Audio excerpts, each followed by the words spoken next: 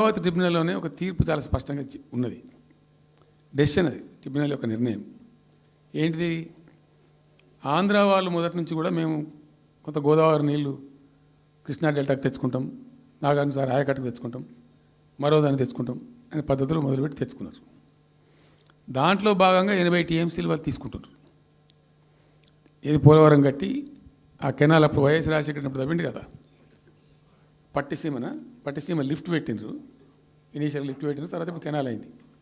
So దాన్ని 80 టీఎంసీలు వాళ్ళు వాడుకుంటున్నారు, ఎక్కువనే వాడుకుంటున్నారు. సో వాళ్ళు డిపిఆర్లో సబ్మిట్ చేసినారు చాలా క్లియర్గా స్పష్టంగా. ఏమని? 80 టీఎంసీలు మేము తీసుకుంటున్నాం, 80 టీఎంసీలు పైన 5 రాష్ట్రాలకు బచావ్ ట్రిబ్యునల్ ప్రకారం ఇస్తాం.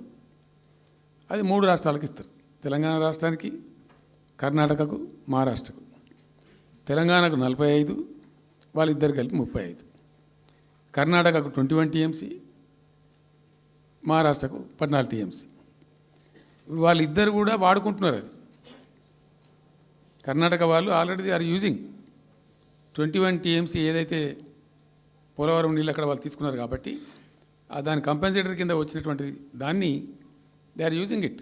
రైట్ రాయాలి, మహారాష్ట్ర కూడా వాడుతున్నారు. లెక్కల్లో చూపించారు వాళ్ళు, వాళ్ళ ప్రాజెక్టుల డిపిఆర్లో వాళ్ళ లెక్కల్లో చూపెట్టిండ్రు. ఇక వాడుకోవాల్సింది వాళ్ళు మనం. సో ఆ 45 టీఎంసీ మనది ఉంది కదా, మనకు ట్రిబ్యునల్ కేటాయించిందే కదా, అప్పనంగా ఏదో వచ్చేది కాదు కదా. సో ఆ 45 ఈ మైనర్ ఇరిగేషన్ లాసెస్ 45 కలిపి 90.81 టీఎంసీలకు దాన్ని ప్రతిపాదించాం. It has a strong basis. ఏదో గాలిలే అడవులు జమాబందీ ఎడబడతాడు చేసింది కాదు. ఒక స్పష్టమైనటువంటి విధానంతో, ఒక అవుట్లుక్తో, భవిష్యత్తు ప్రయోజనాలను దృష్టిలో పెట్టుకొని చేసినటువంటి చర్య చేసినాం. ప్రాజెక్టు 30,000 కోట్లు, 35,000 కోట్లు మంజూరు చేసినాం. అందులో 27,000 కోట్లు ఖర్చు పెట్టినాం. ఆల్మోస్ట్ దగ్గర 88-90% పనులు పూర్తి అయిపోయినాయి. ఈ ఆంధ్రాతోని పంచాయతీ ఉంటుంది ఎప్పటికైనా. వాళ్ళు పోతిరెడ్డిపాడు పొక్కగొట్టి దాన్ని పెంచి, ఇక దాన్ని ఇంకింత పెంచి ఈ తెలుగు గంగా అనే పేరు మీద మొదలై అది ఎటెటెటెటు పోతుంది ఇక అడవుల జమాబంది. కాబట్టి మనం క్విక్కెస్ట్ పాసిబుల్ టైంలో తీసుకోవాలని ఆ వచ్చే వాటర్ను అక్కడ ఎంటైర్ వరల్డ్లో ఎక్కడ లేవండి 145 మెగావాట్స్ కెపాసిటీ పంప్స్ పెట్టినాం అక్కడ. Specially prepared, those pumps were prepared by BHEL of India. 145 మెగావాట్ల పంపులు అసలు ఇండియాలో ఎక్కడ ఏ ప్రాజెక్టుకు లేవు. ఎందుకని దాని ఆ పంపు స్విచ్ ఆన్ చేసిన నేను, నీళ్ళు వచ్చినాయి. ఒక్క పంపు స్విచ్ ఆన్ చేస్తేనే ఇట్లా కాలువలు తల్లాడుతుండే. ఇట్లా అంటే ఆ గొడవ ఉంది కాబట్టి వాళ్ళు అటు పోతిరెడ్డిపాడు పక్క నుంచి వాళ్ళు తీసుకుపోతూ ఉంటారు. ఆ వర్షాలు వచ్చినప్పుడే మనం తీసుకోవాలి, ఇంకో గత్యంతరం లేదు. కాబట్టి క్విక్కెస్ట్ పాసిబుల్ టైంలో ఈ రిజర్వాయర్లు నింపుకుంటే మనం సేఫ్ అయిపోతాము, జిల్లా కాడికి కొంత న్యాయం జరుగుతుందని చెప్పి ఆ 145 మెగావాట్స్ కెపాసిటీ ఉండే పంప్స్ పెట్టినాం. ఇప్పుడు పంప్స్ అన్నీ ఆల్మోస్ట్ ఇన్స్టాల్ అయినాయి. మరి ఈ గవర్నమెంట్లో వీళ్ళు ఏం పట్టించుకుంటలేరు, అసలు ఏం చేస్తలేరు. అయితే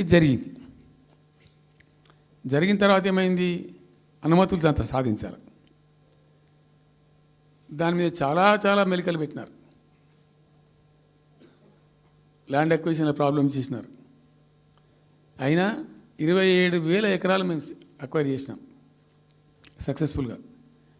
అదంతా క్లిష్టమైన సబ్జెక్ట్ ఈ రోజులలో ల్యాండ్ అక్విజిషన్ అంటే. అయినప్పటికీ 27,000 ఎకరాలు అక్వైర్ చేసినాం, 27,000 కోట్లు ఖర్చు పెట్టినాం. అంత కాన్సన్ట్రేట్ చేసినాం. గ్రీన్ ట్రిబ్యునల్కి పోయినారు, ఆ స్టేని క్యాన్సిల్ చేయించినాం. అనేక రకాల అడ్డంకులు కల్పించే ప్రయత్నాలు ఎన్ని చేసినా వాటన్నిటిని అధిగమిస్తూ ఆ ప్రాజెక్టును ముందుకు తీసుకొని పోయినాం. అయితే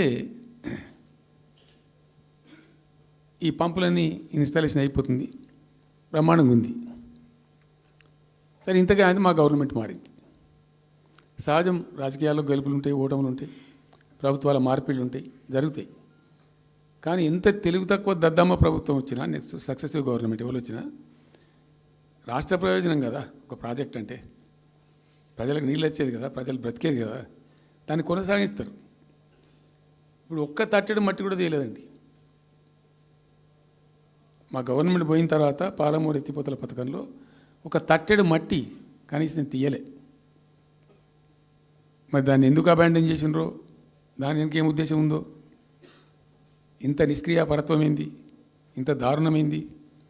2 నెట్ సంవత్సరాలు గడిచిపోయినాయి. ఇప్పుడు మేము గమనిస్తున్నాం. మధ్యలో ఏమైంది? కేంద్ర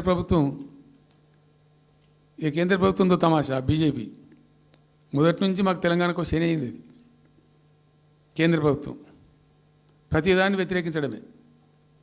ప్రతిదాన్ని చంద్రబాబు ఎన్డీఏలో చేరడం, ఆయన మాటలు పట్టుకొని వ్యతిరేకించడం, అడ్డంగా ఇష్టం వచ్చిన పద్ధతిలో.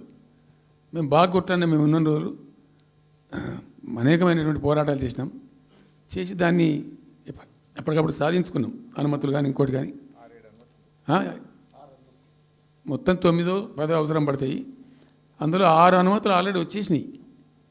మెయిన్ ఎన్విరాన్మెంట్ అసెస్మెంట్ కమిటీది అదే మెయిన్ అసలు ప్రాజెక్టుకు లైఫ్ లైన్. దాని మొత్తం అనుమతులు వచ్చేసినాయి. దాని తర్వాత మిగిలిన అనుమతులన్నీ లాంఛనమే, ఇక ఇచ్చేయాల్సిందే. అది ఇచ్చిందంటే అటువంటి అతి ముఖ్యమైనటువంటి అనుమతి కూడా తెచ్చినాం.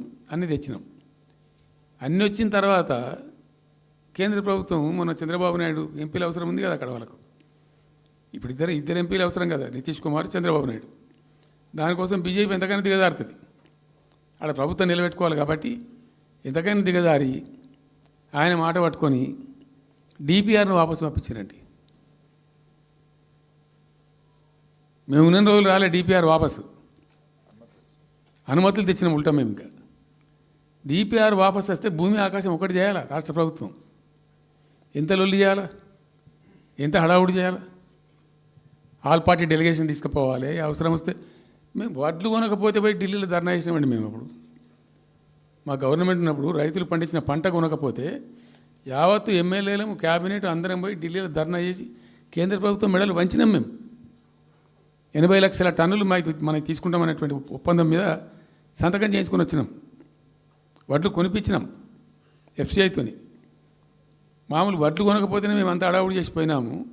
కానీ ఒక ఇంత పెద్ద ప్రధానమైన 3 జిల్లాలకు సంబంధించిన ప్రాజెక్టు డిపిఆర్ వాపసు పంపిస్తే వీళ్ళు కుయ్యలేదు, కుట్టుకోలేదు, వాళ్ళకి చెప్పని కూడా చెప్పలేదు. తెలియదు ఎవరికి బయట. జస్ట్ దేవర్ మమ్. ఇంకా బాధాకరమైన అంశం ఏంటంటే అసలు 170 టీఎంసీలకు దాదాపు మేము ఏమి చేస్తే బ్రిజేష్ ట్రిబ్యునల్ నడుస్తుంది కదా. దీనిలో ఎట్లుంటుందంటే ఇంకో విషయం అండి, దీన్ని స్పష్టంగా చెప్తున్నాను, మళ్ళీ కన్ఫ్యూజన్ వద్దు. దేశంలో ఒక కొత్త రాష్ట్రం ఏర్పడితే దానికి కొన్ని సంక్రమణలు ఉంటాయి. నీళ్ళెన్ని రావాలి, పలాంది ఇంత రావాలి అని కొన్ని సంక్రమిస్తాయి ఆటోమేటిక్గా. అది ఎస్ఆర్సీ యాక్ట్. భారతదేశంలో ఇనీషియల్గా ఉన్నాయి 14 స్టేట్సే. ఇప్పుడు జమ్మూ కాశ్మీర్ అదేదో వాళ్ళు చేసినారు, కానీ అదర్వైజ్ 15 రాష్ట్రాలు తర్వాత ఏర్పడ్డాయి. వాళ్ళు దాన్ని ఇప్పుడు యూనియన్ టెరిటరీ చేసిన కదా లద్దాఖ్ను. 15 అంటే ఒరిజినల్గా ఉన్నదానికంటే ఇంకో రాష్ట్రం ఎక్కువ కలిపి కొత్త రాష్ట్రాలు వచ్చినాయి. సో వాటికి పద్ధతి ఉంది. ఏ రాష్ట్రం ఏర్పడ్డప్పుడు దానికి ఏదేమి ఇవ్వాలి, హైకోర్టు ఎట్లా, పలాంది ఎట్లా అన్నీ దానికి ఒక చట్టం ఉంది. అవన్నిటిని బుల్డోజ్ చేస్తూ ఇక్కడ ఇయ్యలే. నీళ్ళు ఎన్ని రావాలా? ఫస్ట్ ఛాయిస్ వాళ్ళకి ఇస్తారంటే ఆ రాష్ట్రాలకు ఇస్తారు. ఏ రాష్ట్రాలు అయితే విడిపోయినాయో మీరు మ్యూచువల్ అండర్స్టాండింగ్లో చేసుకోండి అని ఇస్తారు. ఇక్కడ పొసిగే కార్యక్రమం కాదు. కాబట్టి మేము ఏం చేసినామంటే 1 ఇయర్ తర్వాత 1 ఇయర్లో